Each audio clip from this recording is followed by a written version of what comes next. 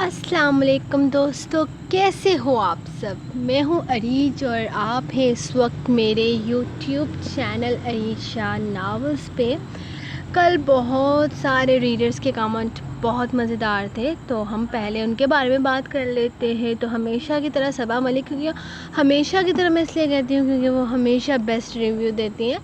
तो उनके अलावा बहुत प्यारे प्यारे लोग और मेरे जो मोस्ट फेवरेट हो गए हैं आजकल, हिना हो गई, तारा हो गई, सिद्रा हो गई, अनाया हो गई। तो इनके तो हरम फातिमा, इनको तो मतलब लाजमी मैं मेंशन करती हूँ क्योंकि इनके हर पोस्ट पे ना कोई मज़ेदार किस्म का रिव्यू होता है। और सीरियसली मुझे ये रिव्यूज़ बहुत ज़्यादा मज़े के लगते हैं, इसीलिए मैं कहती हूँ। और जो लोग कहते हैं कि हमारा नाम अरीज नहीं लेती, तो आप पहले रिव्यू तो दो। आई नो मैं बहुत अच्छी हूँ, आप लोग कहते हो ना कि अरीज आप बहुत अच्छी हैं, आप बेस्ट राइटर, वो मैं हूँ। ठीक है यार, आप लोगों ने बनाया मुझे, लेकिन अब हम स्टोरी पे आते हैं ना। तो आप नॉवल पे रिव्यू दो, जो मैं आपको डेली एपिसोड लिख के देती हूँ, इस पर आप थोड़ा सा तबसरा कर दो कि आपको नावल कैसा लग रहा है। बस ये होता है रिव्यू। थोड़ा सा छोटा सा बड़ा नहीं कर सकते, कोई फोर्स थोड़ी कर रहा है बड़ा सा लिखने के लिए। आप थोड़ा सा कर दें, इनफ है मेरे लिए। मुझे बस ये जानना होता है कि मेरे रीडर्स लोग जो हैं वो मेरे नावल के बारे में क्या सोचते हैं। बस छोटी सी एक वो होती है। तो बाकी आज की एपिसोड हम स्टार्ट करेंगे। तो मैं सच्ची बताऊं, मेरी याददाश्त का ना बड़ा मसला हो गया। मैं आपको बड़े दरल्ले की बड़ा फंटेस्टिक किस्म की बात बताने वाली थी, लेकिन मैं भूल गई हूँ। वैसे आज तो गर्मी भी बहुत थी ना, तो आज मेरा भूलना बनता। आपको पता है हमारा 4:30 बजे से सुबह 4:30 बजे से ट्रांसफार्मर उड़ गया है। और हमें पता है कब पता चला है? हमें पता चला है तकरीबन दोपहर के 12:30 बजे, जब हमारा यूपीएस बंद हुआ, तब हमें पता चला यार बिजली तो सुबह से नहीं है। मतलब हम मस्त हर चीज़ लगा के बैठे हुए हैं। तो उसके बाद जब मैं बैठी ना, अपना फ़ोन मैंने देखा, हाय अल्लाह मेरा फ़ोन तो सिर्फ 62% है। फिर मैंने बैठ के ना जल्दी जल्दी एपिसोड की वो टाइपिंग करनी शुरू कर दी। फिर ये हुआ कि हमारी लाइट तकरीबन 4:30 बजे आकर हमारा ट्रांसफार्मर ठीक करके लगाया गया। हमारा ट्रांसफार्मर भी लेकर गए हुए थे कोई 10 बजे के पास आज से, ये भी हमें नहीं पता था। तो हमारा वापस लेकर आए 4 बजे के पास। जैसे ही उन्होंने लगाया, एक ज़ोरदार धमाका हुआ, यानी वो दोबारा से क्रैश हो गया, दोबारा से जल गया। अभी यूपीएस बंद, लाइट बंद, सुबह 4:30 बजे से शाम 4:30 हो गए, लेकिन कुछ नहीं हुआ। आपकी राइटर एपिसोड लिख कर बैठी हुई है तकरीबन 2:30-3 बजे से। आराम से बैठ के मैं वो हमारे लैंग्वेज में कहते हैं डीक रही थी मैं, बिजली को नहीं आई। अभी रात के तकरीबन 9:45 बज रहे हैं और कोई बिजली नहीं है, कुछ नहीं है। मतलब मैंने सोचा चलो मैं रिकॉर्डिंग कर लेती हूँ। तो क्या है कि मेरा भाई है ना, वो रात को 12 बजे के बाद पैकेज करता है अपने पबजी का। तो मैंने बोला कि चलो पैकेज होगा तो मैं भी थोड़ा सा बहती गंगा में हाथ धो लूँगी अगर लाइट नहीं आई तो। क्योंकि अभी वो अंकल जो है ना, वो ट्रांसफार्मर उतरवा रहे थे ना, मतलब ऊपर से उन्होंने नीचे खंबे से उतारा ना, तो जो हमारे वाईफाई का कनेक्शन का वो नहीं होता, तारें होती हैं, वो उन्होंने सारी की सारी कैंची से हमारी आंखों के सामने काटी है। तो हमें पता है बिजली आ भी गई तो नेट नहीं चलने वाला। देखो मैंने कितनी सारी बातें आपसे शेयर की हैं। आई एम सॉरी मैं आप लोगों का टाइम वेस्ट कर रही हूँ, लेकिन यार मुझे सच्ची में जब कुछ नहीं होता करने को तब बंदा बातें ही करता है। तो आप लोग स्टार्टिंग के 4 मिनट स्किप कर देना, क्योंकि अरीज अपनी बकवास बंद नहीं कर सकती। अरीज तो बोलेगी, और अब मैं आपसे नहीं शेयर करूँगी तो फिर किससे करूँगी अपना प्रॉब्लम शेयर। अच्छा सॉरी यार, 4 मिनट तक तुम लोग स्किप कर देना। अब हम आज के एपिसोड की तरफ आ जाते हैं। तो जनाब आज की एपिसोड है हमारी मरमे कायजान किस्त नंबर 20। कितने जल्दी हम 20 तक पहुंच गए, वैसे नहीं है। अरीज के 1 भी जल्दी आती है, 100 भी जल्दी आती हैं, तो ये कोई फ़र्क नहीं पड़ता कि हम कब तक पहुंचते। वैसे कुछ मेरे रीडर्स कहते हैं आपका नावल जितना भी लंबा हो फ़र्क नहीं पड़ता, कम से कम हमें पता है कि ख़त्म हो जाएगा। ویسے یہ بات میں کافی رائٹرز کی طرف جاتی ہے نا، تو میں آپ سے شیئر نہیں کرتی ہوں. مجھے یہ کمنٹ بڑے مزے کا لگتا ہے. عریج، آپ کا ناول 500 ایپیسوڈ تک بھی ہو تو ہمیں پتہ ہے کہ ختم ہو جائے گا. تو مجھے یہ کمنٹ بڑے مزے کا لگتا ہے. خیر، ابھی کوئی رائٹر برائی نہ مان جائے تو ہم شروع کرتے ہیں آج کی ایپیسوڈ. آج میری باتیں نہیں ختم ہو رہی یار. اوکے، اب میں نہیں بولوں گی، آئی پرومس. آپ اسٹارٹنگ کے 5 منٹ تک وہ کر دینا. مرمے کا ایزان، قسط نمبر 20، تحریر عریج شاہ. جان، یہ تم کیا کر رہی ہو؟ وہ واش روم سے نکل کر باہر آیا تو اسے کھڑکی سے باہر کی طرف جھانکتے ہوئے دیکھا. مزے لے رہی ہوں ان لوگوں کی حالت کے. آئیے آپ بھی لیجئے نا. وہ خوش ہوتے ہوئے اسے بھی انوائٹ کر رہی تھی. وہ تھوڑا حیران ہوتا کھڑکی کے پاس آیا، جہاں کھڑکی سے نیچے کی طرف ڈبلیو کا پنجرا صاف نظر آ رہا تھا. وہ اور ان دونوں کے بستر پنجرے کے اندر لگا دیے گئے تھے. کتنا مزہ آ رہا ہے نا.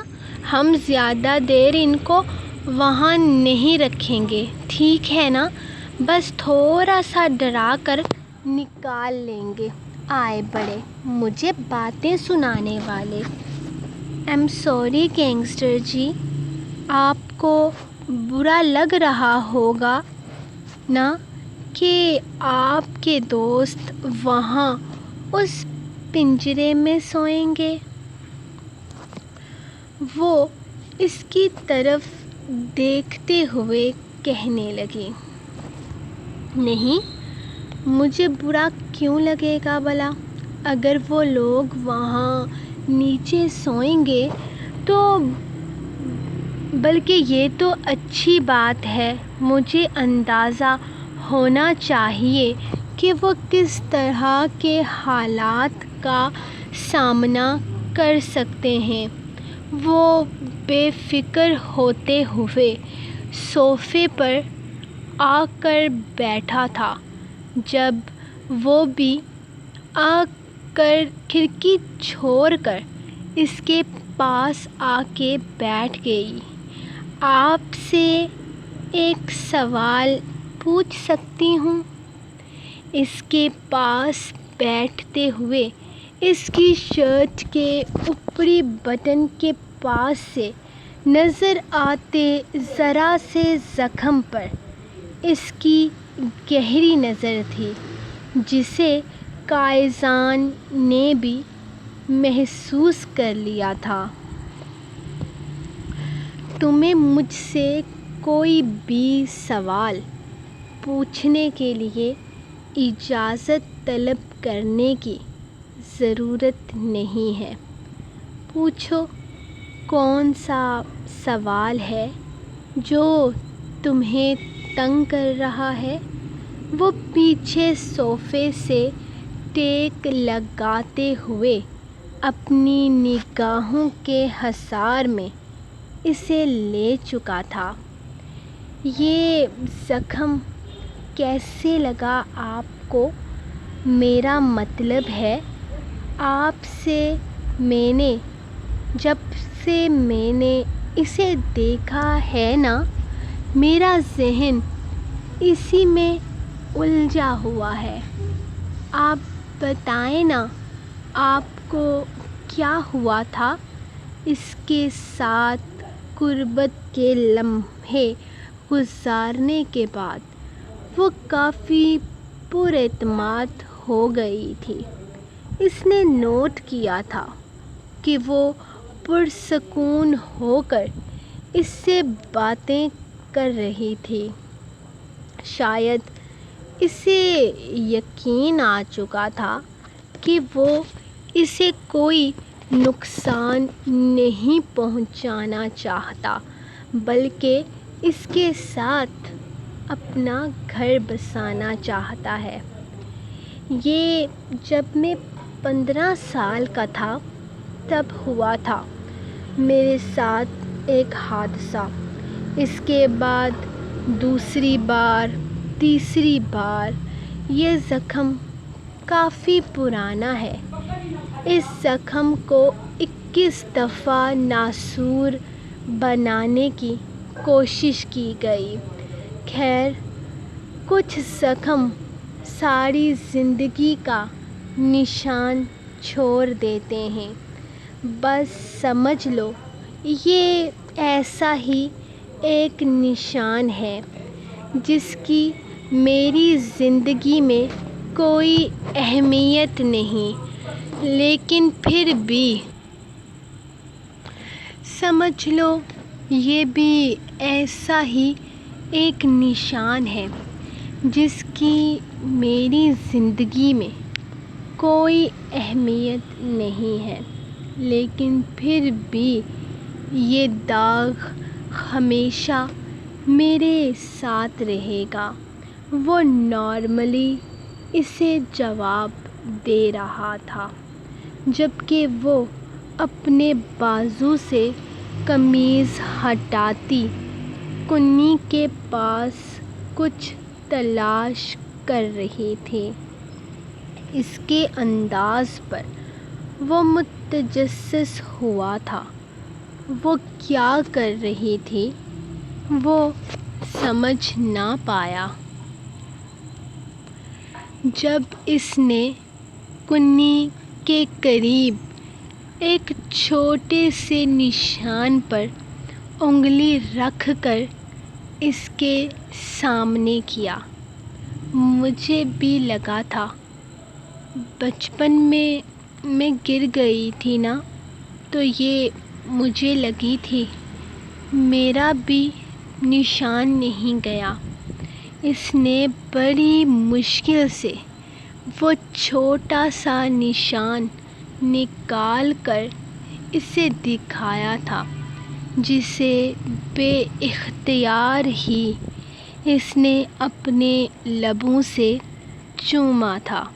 اس کی حرکت اتنی بے ساختہ تھی کہ مریم گھبرا کر قمیض نیچے کر گئی۔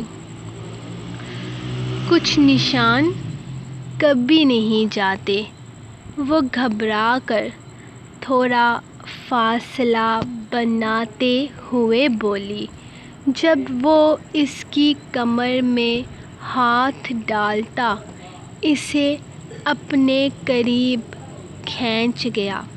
ہاں، کچھ نشان ساری زندگی ساتھ رہتے ہیں، لیکن ان کی کوئی اہمیت نہیں ہوتی۔ درد ختم ہو جاتا ہے، منظر ہٹ جاتا ہے، بس نشان چھوٹ جاتے ہیں۔ تمہیں کیسے لگی تھی یہ؟ میرا مطلب ہے کیسے گری تھی؟ وہ جیسے اسے باتوں میں الجھا رہا تھا۔ میں چھت سے گر گئی تھی، بس، اور کچھ بھی مجھے یاد نہیں۔ آپ بتائیں نا، آپ کو کیسے؟ تمہیں ڈبلیو کیسا لگا؟ وہ اچانک بات بدل گیا۔ اچھا، بہت اچھا ہے، بس مجھے بہت ڈر لگتا ہے نا جانوروں سے۔ لیکن تم تو کہہ رہی تھی کہ تمہیں جانور پسند ہیں۔ وہ اسے اس کی بات یاد کروانے لگا۔ پسند ہیں، مگر چھوٹے چھوٹے، اتنا بڑا جانور جو مجھ سے بھی بڑا ہو، مجھے بالکل بھی پسند نہیں۔ میرا مطلب وہ اچھا ہے، لیکن بہت بڑا ہے۔ بڑا بھی تو ہے نا۔ اس کے ساتھ دوستی آہستہ آہستہ ہوگی، میں کوشش کروں گی کہ ہم دوست بن جائیں۔ وہ جیسے اسے لارے لگا رہی تھی۔ اس کے انداز سے وہ صاف سمجھ چکا تھا کہ وہ کبھی بھی ڈبلیو کے پاس خود سے نہیں جانے والی۔ لیکن کوئی بات نہیں، ڈبلیو خود ہی اسے اپنے آپ کے قریب لے آئے گا، اور یہ بات وہ جانتا تھا۔ ہاں ٹھیک ہے، تم ڈبلیو کی اچھی دوست بن سکتی ہو۔ خیر، تم گاتی بہت اچھا ہو۔ وہ اس کی طرف دیکھتے ہوئے بولا، جبکہ وہ حیرت سے اسے دیکھنے لگی۔ میں نے کب گانا سنایا آپ کو؟ میں تو گاتی ہی نہیں ہوں، وہ پریشانی سے کہنے لگی تھی، جبکہ وہ دلکشی سے مسکرا دیا۔ ایک لمحے کے لیے وہ اس کی مسکراہٹ میں کھو سی گئی تھی۔ وہ سمجھ ہی نہیں پائی تھی کہ اس نے کب اسے گاتے ہوئے سنا تھا۔ وہ تو گاتی ہی نہیں تھی۔ تم بہت اچھا گاتی ہو، میں جانتا ہوں۔ میں نے تمہارے لیے ساتھ والے کمرے میں ایک پیانو رکھوایا ہے۔ بہت پہلے جب میں نے یہ گھر بنوایا تھا۔ تم کوشش کرنا، مجھے یقین ہے تم بہت اچھی طرح سے اسے پلے کر پاؤ گے۔ وہ بولے جا رہا تھا، جبکہ وہ حیرانگی سے اسے سن رہی تھی۔ اسے کیسے پتا تھا کہ اسے پیانو بجانے کا شوق ہے؟ اس نے آخری دفعہ ایک فنکشن مینا بازار میں گانا گایا تھا۔ اس فنکشن میں اسکول کی بچیوں کو شامل کیا گیا تھا، کیونکہ وہ بہت اچھی پرفارمنس کرتی تھی۔ لیکن یہ بات تو اس نے کبھی یاور سے بھی شیئر نہیں کی تھی، تو یہ شخص کیسے جانتا تھا؟ آپ کو کیسے پتا کہ میں پیانو بجانا چاہتی ہوں؟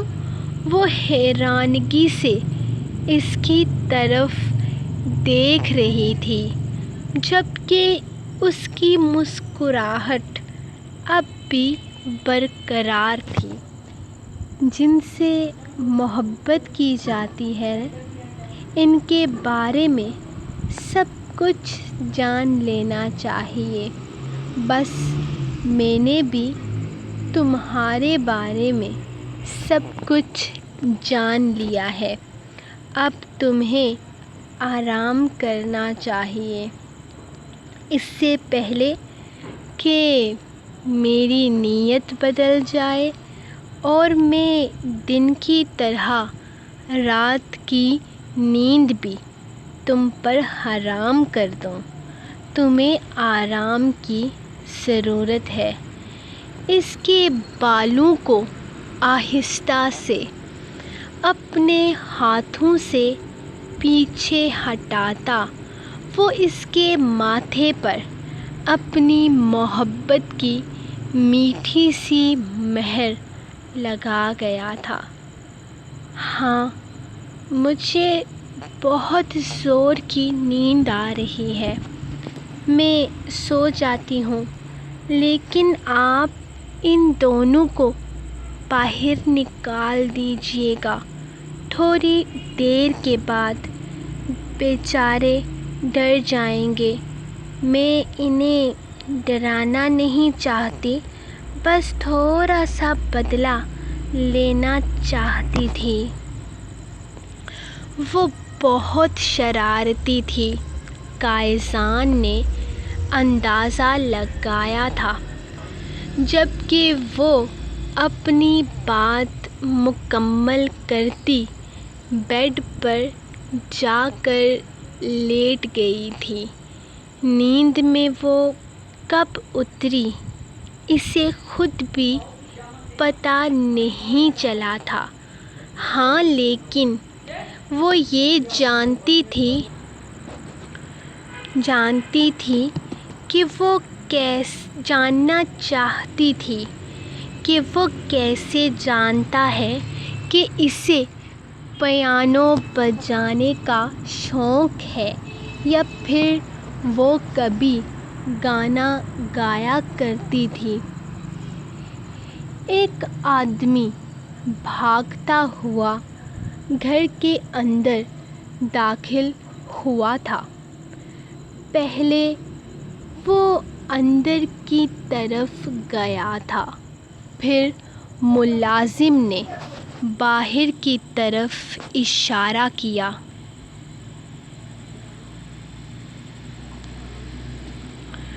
اس چیتے کو دیکھ کر وہ ایک لمحے کے لیے گھبرایا تھا، لیکن پھر رکا نہیں، بلکہ تیزی سے پنجرے کے پاس آیا تھا، جہاں وہ دونوں نیچے زمین پر بستر بچھائے بیٹھے ہوئے باتوں میں مصروف تھے۔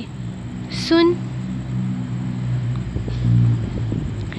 تیری تو سنتا ہے نا ڈبلیو، اس کو بول کہ رات کو جب ہم سو جائیں گے تب اس طرف ہرگز نہیں آئے گا، ورنہ اچھا نہیں ہوگا اس کے لیے۔ رفیل نے تھوڑا سا رعب جمایا تھا۔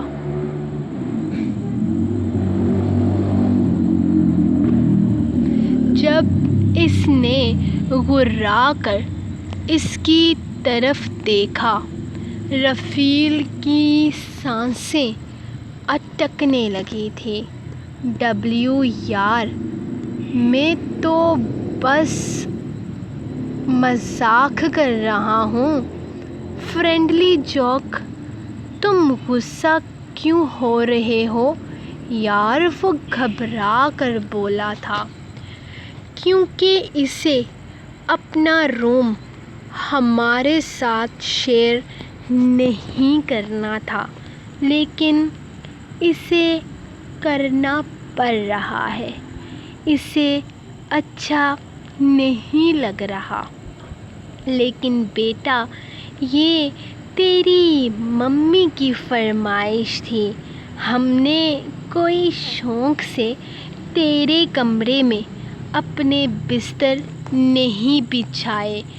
اب اگر تو چاہتا ہے کہ تیری ممی تجھ سے خوش رہے تو ایک کونے میں بیٹھ، جہاں بیٹھا ہے وہیں بیٹھا رہ، اور ہمیں بھی سکون کا سانس لینے دے۔ رسل نے اس سے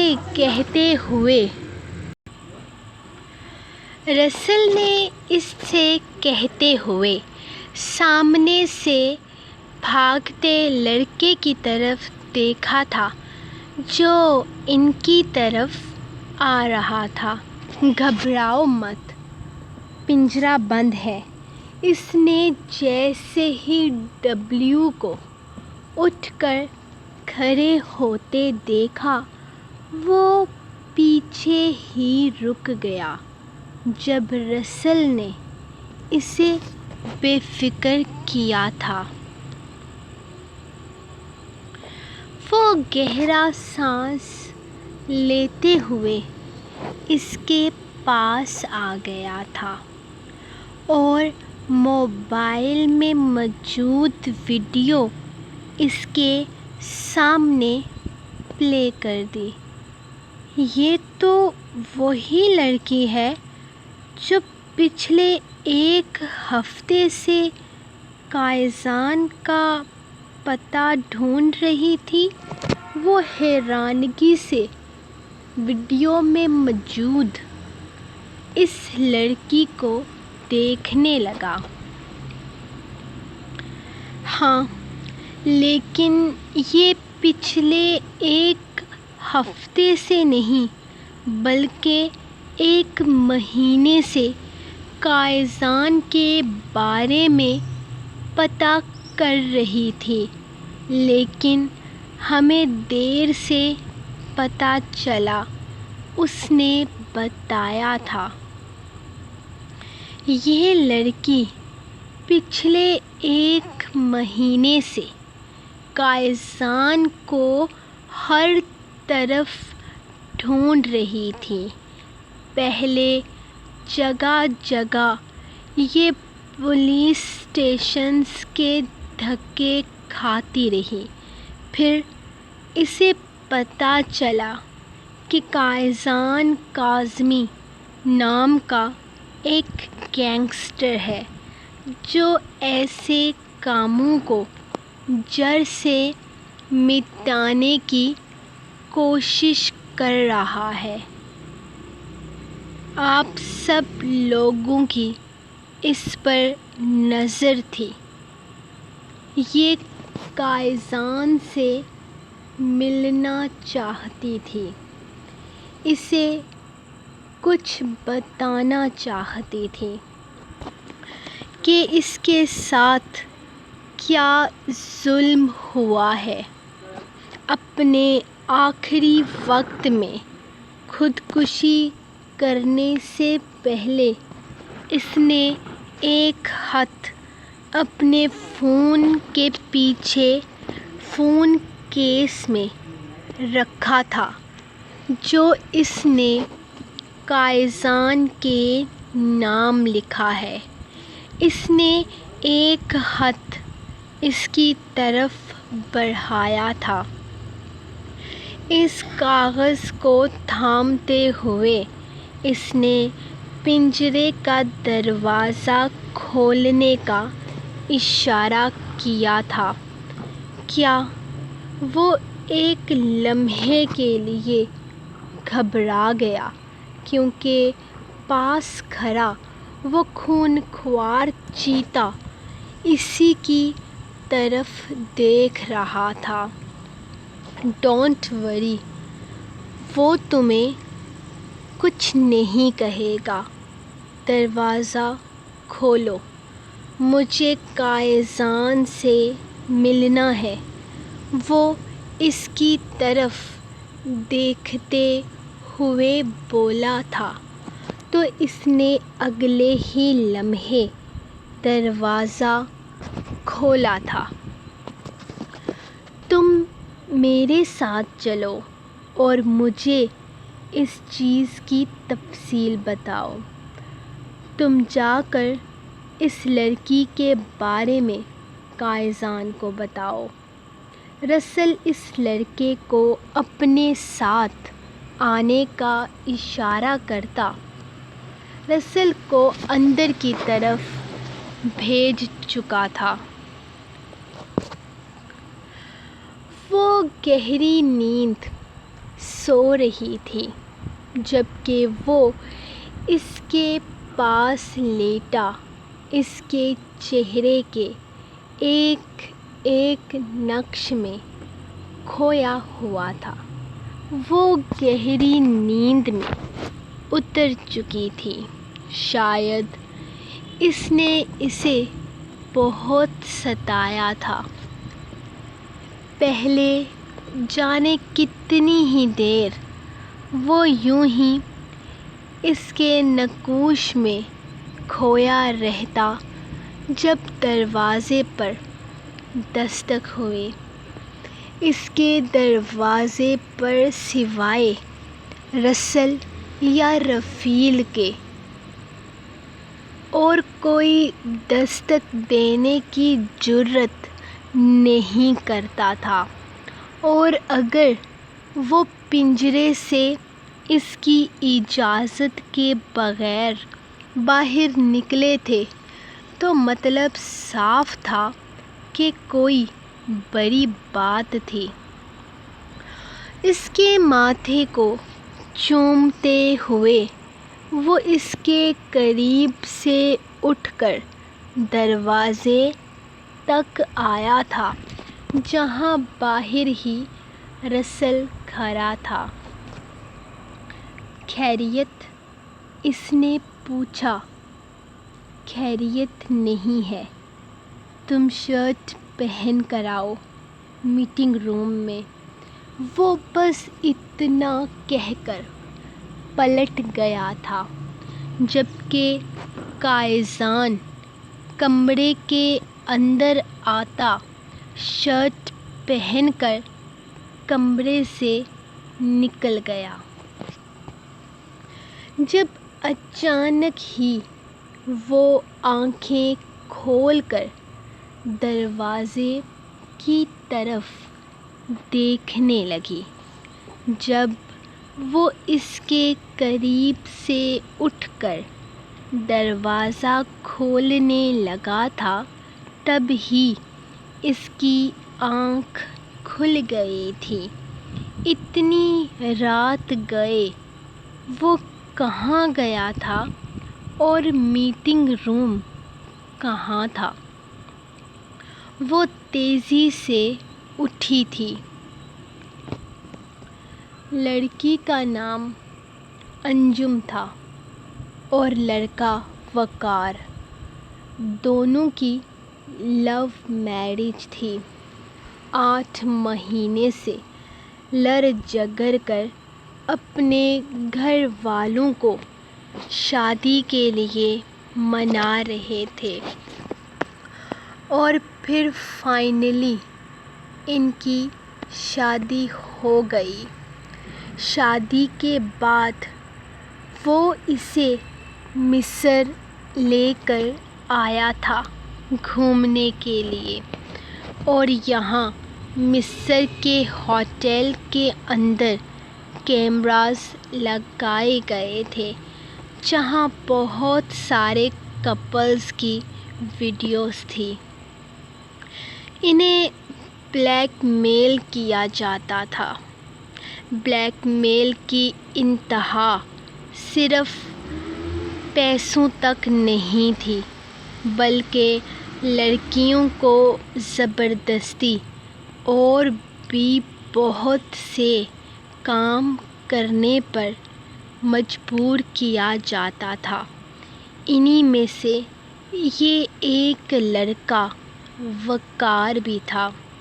ان دونوں کا MMS بنایا گیا تھا انہیں بلیک میل کرنے کے لیے، لیکن اس لڑکے نے بلیک میل ہونے کے بجائے وہ ویڈیو پولیس اسٹیشن میں پہنچا کر اس ہوٹل کا پردہ فاش کرنے کی کوشش کی تھی، یہاں تک کہ ہوٹل کے انتظامیہ پر بہت بڑا کیس بھی چل رہا تھا 2 مہینوں سے، لیکن ان لوگوں نے بے دردی سے اس آدمی کو قتل کر دیا۔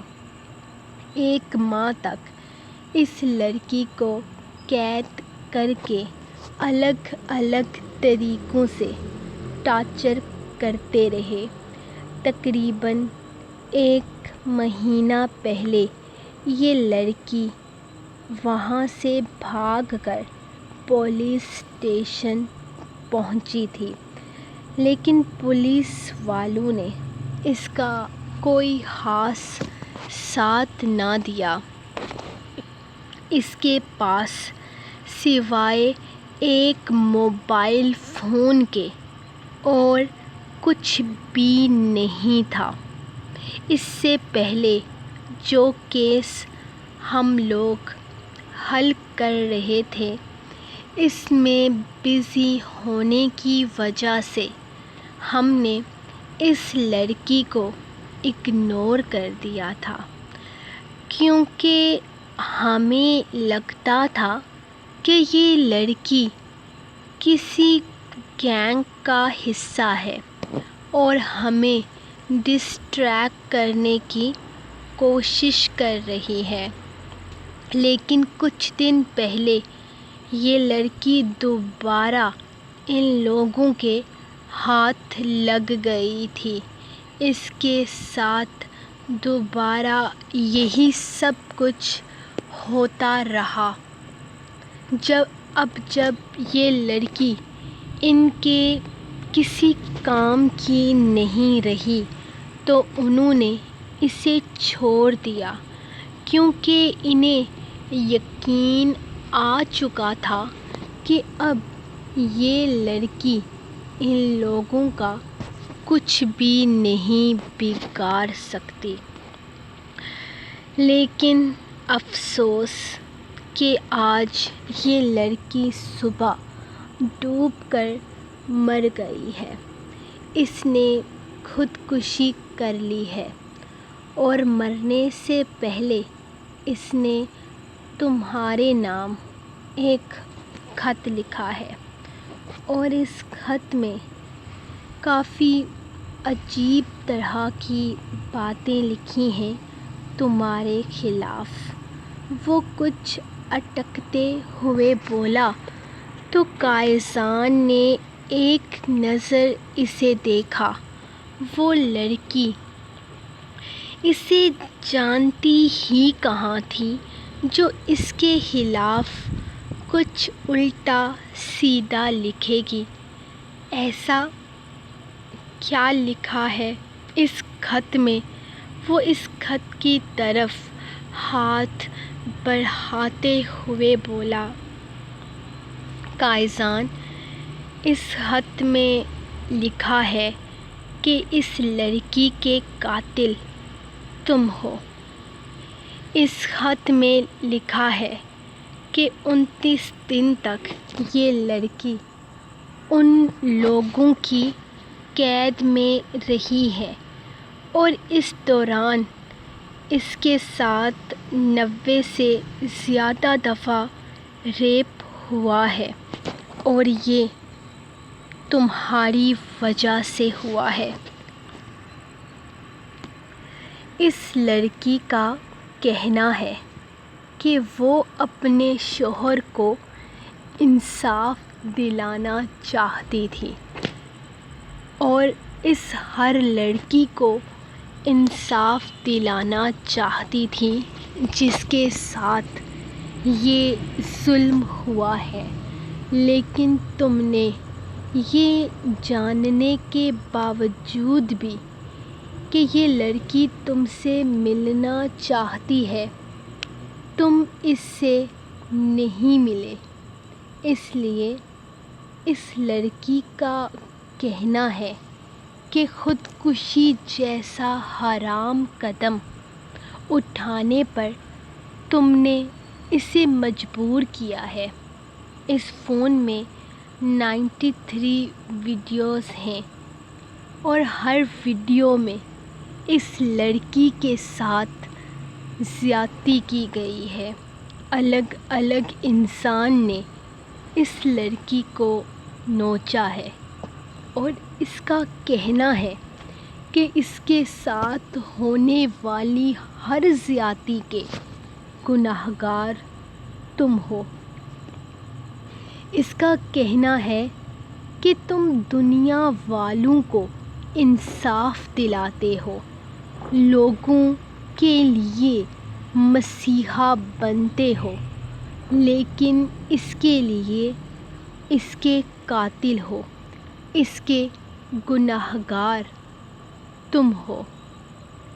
وہ بولے جا رہا تھا جب اچانک اس نے اس کے ہاتھ سے وہ کاغذ چھین کر ٹکڑے ٹکڑے کر دیا۔ اس لڑکی نے کہا ہے کہ جب جب اس کے ساتھ ظلم ہوا ہے، اس کے دل سے تمہارے لیے بد دعا نکلی ہے۔ کیا بکواس ہے یہ! میں بھلا ان سب چیزوں کا ذمہ دار کیسے ہوا؟ میں تو اس بارے میں جانتا بھی نہیں تھا۔ وہ تڑپ ہی تو اٹھا تھا خود پر لگنے والے اس سنگین الزام پر۔ یقیناً یہ لڑکی اگر اس کے سامنے اسے یہ سب کچھ کہتی تو وہ لمحوں میں اسے ختم کر دیتا، وہ اسے نیست و نابود کر دیتا۔ جو اس کی ذات پر اتنا بڑا الزام لگا رہی تھی، اس کی ذات کو کوڑے لگا رہی تھی۔ اس لڑکی کا کہنا ہے کہ اگر تم ایک دفعہ اس سے مل لیتے، اس کی بات سن لیتے تو شاید اس کے ساتھ یہ سب کچھ نہ ہوتا۔ شاید وہ جیل جاتی، زندگی کی طرف لوٹ جاتی، اپنے شوہر کو انصاف دلا پاتی، ان لڑکیوں کو انصاف دلا پاتی جو ان سب چیزوں کا شکار ہو کر اپنی زندگی گنوا بیٹھی ہیں۔ اس خط میں لکھا تھا کہ وہ لڑکی تب تک تمہیں نہیں بخشے گی جب تک اس ہوٹل میں موجود ہر لڑکی کو انصاف نہیں مل جاتا جس کے ساتھ ان درندوں نے ایسا سلوک کیا ہے۔ وہ چاہتی ہے کہ تم اس گینگ کو عبرتناک انجام تک پہنچاؤ۔ وہ بولے جا رہا تھا جبکہ قائزان خاموشی سے سن رہا تھا۔ جب اسے محسوس ہوا کہ دروازے کے باہر کوئی ہے، نازک سے پیروں کا سایہ دیکھ وہ سمجھ گیا تھا کہ دروازے کے باہر کون ہے۔ ہم اس بارے میں صبح بات کرتے ہیں، وہ کہہ کر انہیں جانے کا اشارہ کر چکا تھا جبکہ خود الجھا ہوا تھا۔ اس کا دل عجیب سا ہو رہا تھا، خود کو ہی آئینے میں دیکھنے کا دل نہیں کر رہا تھا۔ اسے اپنے ہی آپ سے الجھن ہو رہی تھی۔ اسے اپنا آپ مجرم سا لگ رہا تھا۔ وہ نہیں جانتا تھا اس لڑکی کے بارے میں کچھ بھی۔ اسے نہیں پتا تھا کہ کوئی لڑکی ہے جو اسے ڈھونڈ رہی ہے، یا کوئی لڑکی ہے جسے اس کی مدد کی ضرورت ہے۔ شاید کسی ایک انسان کے مر جانے سے اسے فرق نہیں پڑتا تھا، لیکن یہاں کوئی ایک انسان نہیں بلکہ پوری انسانیت مری تھی، اور وہ چپ نہیں بیٹھ سکتا تھا۔ وہ کمرے میں آیا تو وہ بیڈ پر بالکل اسی طرح سے سو رہی تھی جس طرح وہ اسے چھوڑ کر گیا تھا۔ وہ کچھ بھی بولے بنا آ کر اس کے ساتھ بیڈ پر لیٹ گیا تھا۔ اس نے محسوس کر لیا تھا کہ وہ جاگ رہی ہے، لیکن اس نے اس بات کو کوئی اہمیت نہیں دی تھی۔ اس وقت اس کا ذہن اور بہت ساری چیزوں میں الجھا ہوا تھا۔ اس کے ذہن میں بہت ساری چیزیں چل رہی تھیں: ذمہ داری، انصاف، گناہ گار۔ لفظ گناہ گار پر آ کر ایک دفعہ پھر سے وہ سوچوں میں ڈوبنے لگا تھا۔ کیا وہ سچ میں اس لڑکی کا گناہ گار تھا؟ اس کا ذہن ایک بار پھر سے ان لفظوں پر غور کرنے لگا تھا۔ اسے گناہ گار کہا گیا تھا، اسے قاتل کہا گیا تھا۔ وہ کسی کا گناہ گار بن گیا تھا۔ وہ نہیں برداشت کر سکتا تھا خود پر اتنا بڑا الزام۔ اس نے اپنے سر پر ہاتھ رکھتے ہوئے چھت کو گھورا تھا۔ آپ کے سر میں درد ہو رہا ہے؟ میں دباؤں آپ کا سر؟ اسے احساس نہ ہوا کہ کب سے وہ اسے دیکھ رہی تھی۔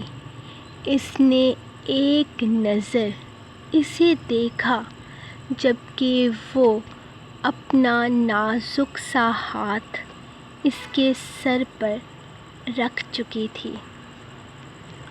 آپ بہت زیادہ کام کرتے ہیں نا، شاید اسی لیے آپ کو تھکاوٹ ہو جاتی ہے۔ اتنا زیادہ کام نہ کیا کریں۔ ویسے ایسا کون سا ضروری کام تھا جو آپ کو اتنی رات کے باہر جانا پڑا؟ میرا مطلب ہے کام کرنے کا کوئی وقت ہوتا ہے۔ کچھ ضروری تھا کیا؟ اس کا انداز تشویشانہ تھا۔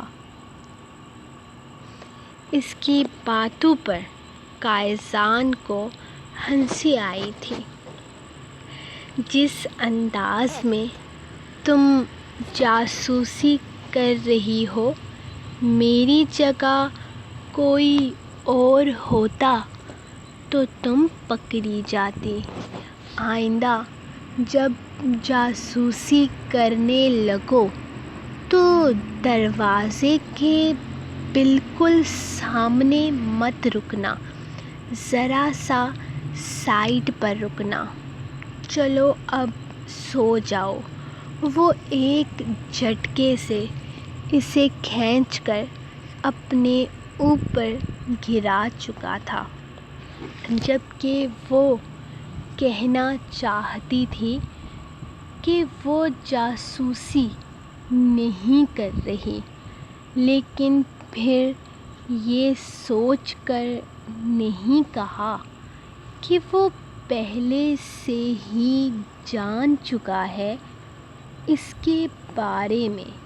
وہ سچ میں بہت خراب جاسوسن تھی۔ ایک تو وہ پتہ بھی کچھ نہیں کر پائی تھی اور اوپر سے اتنی رات کو اس نے اپنی نیند بھی خراب کر لی تھی، اور تیسری وہ پکڑی بھی گئی تھی۔ اس کے سینے پر سر رکھتے ہوئے اس نے آہستہ سے اپنی آنکھیں بند کر لی تھیں۔ لاش کی حالت تو بہت ہی زیادہ خراب ہے۔ سننے میں آیا ہے کہ اس لڑکی کا تعلق پاکستان سے تھا۔ کافی پڑھی لکھی فیملی تھی۔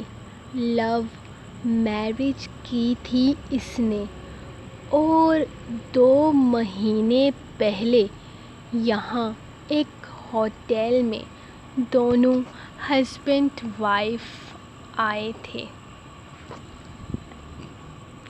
اس کے شوہر کی لاش تو 1-1.5 مہینہ پہلے ہی مل گئی تھی۔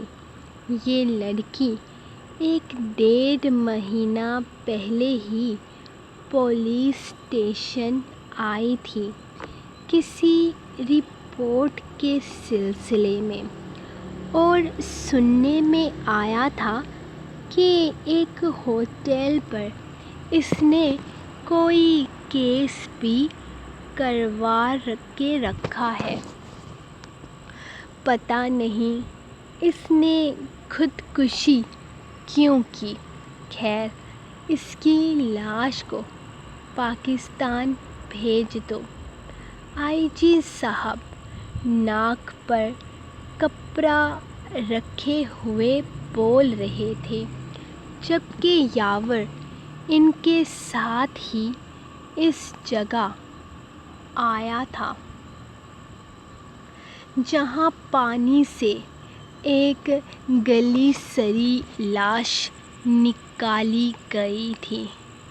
سر، پہلے اس کا پوسٹ مارٹم کروانا چاہیے تاکہ پتہ تو چلے کہ اسے… ارے یار، پاکستان سے آئی تھی لڑکی یہاں، اس کا کوئی سلسلہ نہیں ہے۔ جانے دو، جس ہوٹل پر کیس کروایا ہے کوئی معمولی ہوٹل نہیں ہے۔ ضرورت نہیں ہے کسی ایسے ویسے چکر میں پڑنے کی۔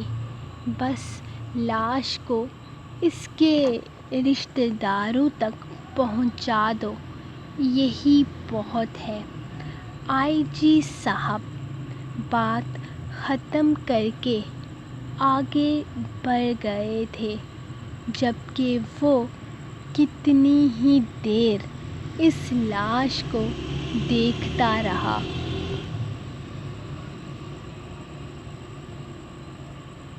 سر، پرسوں صبح سے یہ لڑکی غائب ہے، اور پرسوں صبح سے ہی یہاں پر ایک کام کرنے والا ملازم بھی غائب ہے۔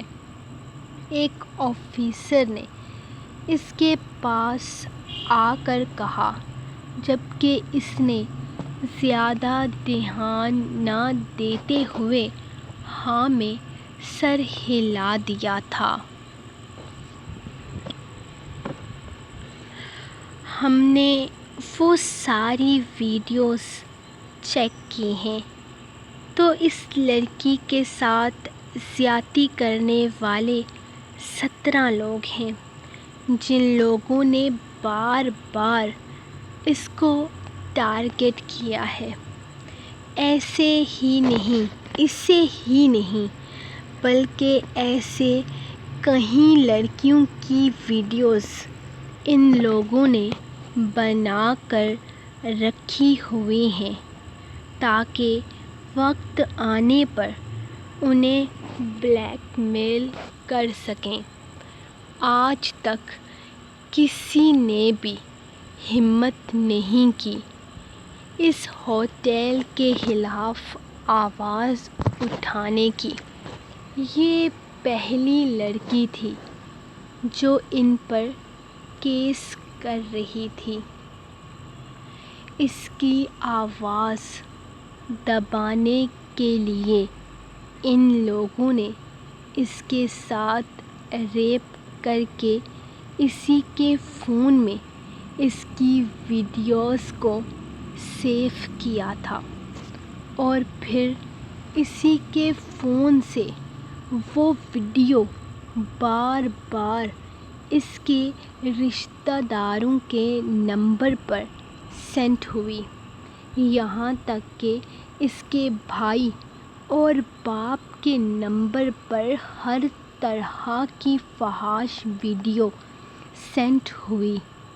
وہ لوگ اس لڑکی سے رشتہ تک ختم کر چکے تھے۔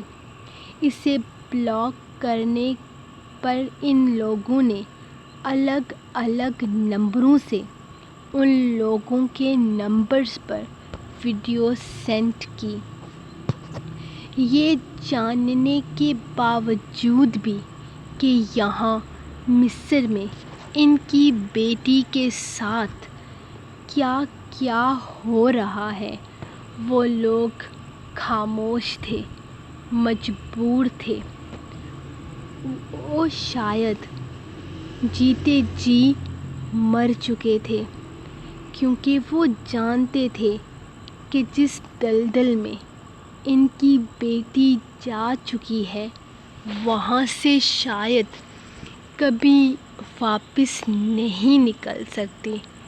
ان لوگوں کو انتہائی غلیظ میسیجز کیے گئے۔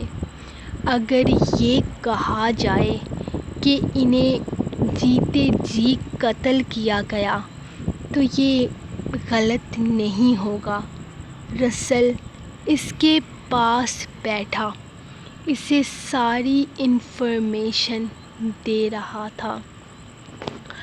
اگر ہم یہ ساری ویڈیوز پولیس میں دے دیں تو ممکن ہے کہ یہ کیس بہت بڑے پیمانے پر کھل جائے اور اس لڑکی کے ساتھ اور بھی بہت ساری لڑکیوں کو انصاف مل جائے۔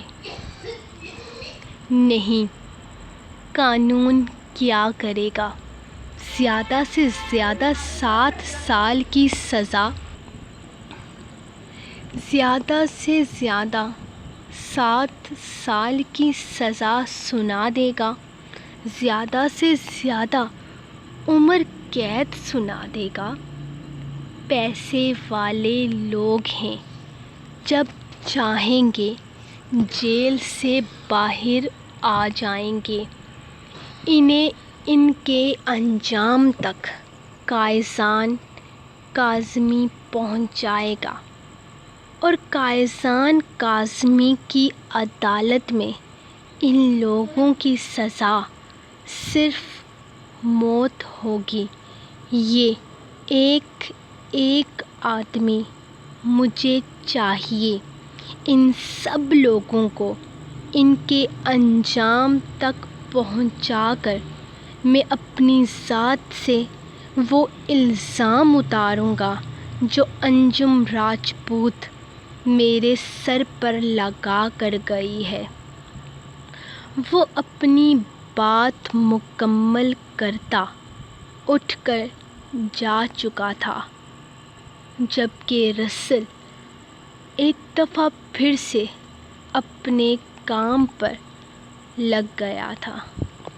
سو گائز، یہ تھی آپ لوگوں کی آج کی ایپیسوڈ. ٹائم میرے خیال سے 12 بجے کے پاس چلا گیا ہے، لیکن ابھی تک ہماری لائٹ نہیں آئی، اور مجھے نہیں لگتا کہ ہماری لائٹ آئے گی، کیونکہ ہمارا ٹرانسفارمر اٹھا کے لے گئے ہیں. تو ابھی تک تو وہ واپس لے کر ہی نہیں آئے. کیا پتہ کب تک لے کر آئیں گے. آپ لوگ ویڈیو کو لائک کرو. کل کی ویڈیو پر بھی آپ نے بہت کم لائک دیے تھے، تو سب لوگ لائک کر دیا کرو یار، اور دعا کرو کہ ہماری لائٹ بھی آ جائے، کیونکہ لائٹ آئے گی تو تبھی تو یہ پوسٹ ہوگی. وائی فائی کنیکٹ ہوگا. تو ویسے میں نے سننے میں تو آیا ہے کہ بھائی نے پیکج لگوانا ہے پب جی والا، وہ جو 12 بجے کے بعد چلنا سٹارٹ ہوتا ہے نا، وہ والا. تو وہ والا چلے گا اور میری اپلوڈ تو میری ہو جائے گی. میں نے منتیں ترلے کرنے میں آپ کی رائٹر ماہر ہے، وہ میں کر لوں گی. بس یہ ہے کہ بھائی کا موڈ نہ خراب ہو جائے. وہ ان کے فون کا انہوں نے وہ سپر چارجر بھی رکھا ہوا ہے اپنا فون چارج کرنے کے لیے. تو اللہ کرے میرا فون نہ بند ہو جائے جب تک لائٹ آتی ہے، جب تک 12 بجتے ہیں. میرے خیال سے آس پاس ہی ٹائم لگا ہوا ہے. آپ لوگ خیر کیا ہی دعا کرو گے. بس دعا کرنا کہ میری لائٹ آ جائے اور یہ مسئلہ نہ ہو. ہمارا 2 دفعہ پتہ ہے بڑے مزے کی چیز ہوئی ہے، میں آپ کو بتاتی ہوں. جب ہمارا یہ ٹرانسفارمر ٹھا ہوا ہے نا، تو تھوڑی دیر کے بعد نا ہم نے دیکھا پہاڑ ہے نا، ہمارے گھر کے سامنے پہاڑ ہے نا، تو وہاں پہ ساری لائٹس آن ہے. تو ماما کہہ رہی ہے دیکھو اوپر والا ٹرانسفارمر ٹھیک ہے. میں کہتی ہوں اللہ کرے وہ بھی جل جائے. اسی وقت جل گیا. مطلب میری بددعا لگ گئی ہے ان لوگوں کو. میں نے کہا اگر ہم نہیں لائٹ جلائیں گے تو آپ بھی نہیں جلائیں گے. ابھی میں بول ہی رہی تھی ان کی لائٹ واپس آ گئی. میں کہا یار یہ کیا ہو گیا. میرے ساتھ تو پرینک ہی ہو گیا. تو آپ لوگ دعا کیجیے گا کہ لائٹ آ جائے. میری آج باتیں ختم نہیں ہوں گی، نہ اسٹارٹنگ سے نہ اینڈنگ سے. تو ملوں گی میں آپ کو نیکسٹ ایپیسوڈ میں آف کورس کل، اگر لائٹ آ گئی تو تب تک کے لیے اپنی رائٹر کو دیں اجازت، اور دعاؤں میں یاد رکھیں. اللہ حافظ.